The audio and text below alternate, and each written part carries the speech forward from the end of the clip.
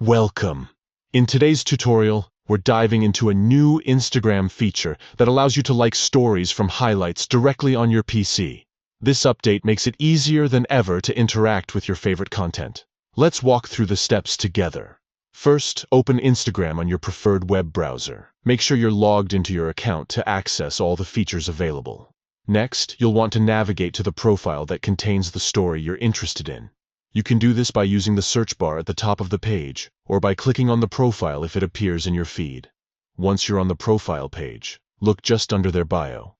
Here, you will find the highlights section, which displays various stories that the user has saved. These highlights are like a curated collection of their best moments. Now, locate the specific highlight that contains the story you wish to like. Click on it to view the stories included in that highlight. This will open up a new window where you can see all the stories saved under that highlight. Finally, to show your appreciation for their content, simply click on the like icon. This is typically represented by a heart symbol. Once you click it, you'll see a notification indicating that you've liked the story. And there you have it. You've successfully liked a story from a highlight on Instagram using your PC.